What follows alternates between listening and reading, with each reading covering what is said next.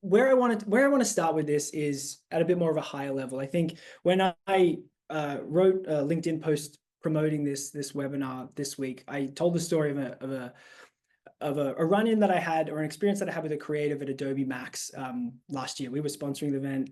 The person came to our booth, and we were chatting through sales content, creative content, all things. It was a really great discussion. And when I talked to her about the sales process and the sales content process and working with sales, she was having a tough time.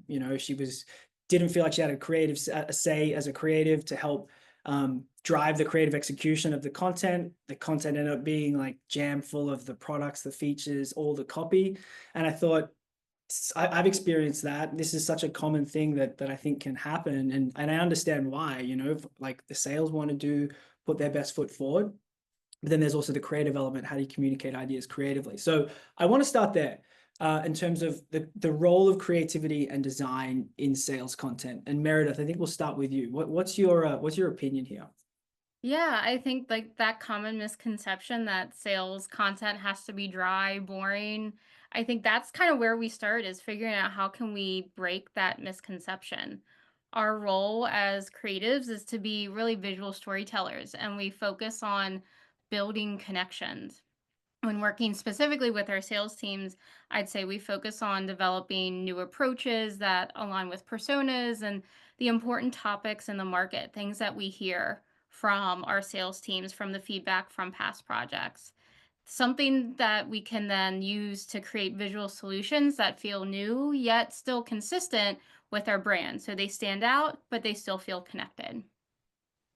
Nice. I really like the idea of the visual solutions, because I think the communication is one part, the words, the copy, and then it's also about the visual design element. Matt, what are your thoughts on the role of creativity and design in the context of sales content?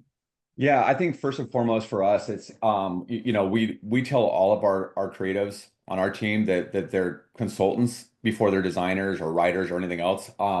Because we want to help our sales teams come up with the best solutions, and we realize that they don't always think of the same sort of deliverable or type of solution that maybe we do, and we want to guide them through that to come up with the best result. Sometimes that's a legacy format, sometimes that's maybe more of like an immersive digital experience, but we've also gone through an evolution here, where we used to kind of predominantly refer to them as design services or something to that nature, and we have really shifted towards referring to ourselves as creatives because we are, really delivering a brand experience, and that's what we say. It's not just like putting together a layout or some kind of deck or anything to help the sales team. It's delivering a full brand experience. So when they encounter us, for that first time and they receive that, that presentation, that's likely the first time outside of talking to our producers that they're getting the full, brand experience of who Lockton is. And so we really lean into that and try to make sure that we're visually communicating in a way that reflects our brand and our values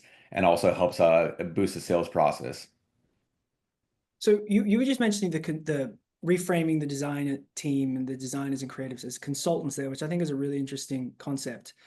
Does that mean, and you alluded to this, you don't go into any pitch or whatever the project is with this is what it's going to be in terms of the formats? You keep that open and then you address that as the needs arise based on like the brief and things like that?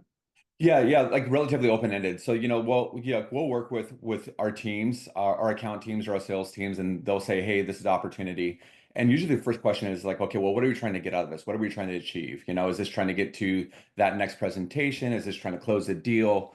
And so largely depending on whatever that is, we might throw some ideas in there. It might be a really big marquee brand, and we work with a lot of those where we want to create a memorable experience. So it might be, how we deliver that. Like, is it packaged nice, like in a physical form? Is it really kind of like an in-depth, interactive experience? Things like that. And so we want to leave that open and not always be restricted to say a PDF or a PowerPoint every time. And Vanessa, you're on the front lines. You're pitching prospects, building those relationships. You've got your toolkit of content and assets. What role do you think that creative or innovative content, like what role does that play for you? How does that help you reach and convince prospects? Yeah, that's a great question. It's so important. I think Meredith and Matt hit on two really key points there. Like, one, it's about the storytelling. So how do we need to make sure that we're positioning not only the message, but the content that we're sharing along with this message to really create a personalized, tailor experience for our prospective customers and our customers. And we need to do it in a way that's going to stand out from the competition, right? I think the big thing from the sales side that we've seen in terms of like the shift, the change, it's we've got more stakeholders that are involved. We've got, competition across the board. And so you really want to make sure that you're elevating this experience and connecting with the buyers. And so doing that through a connected way with marketing and sales, where we've got the right content, the right message to tell a really powerful story. I think that's absolutely critical.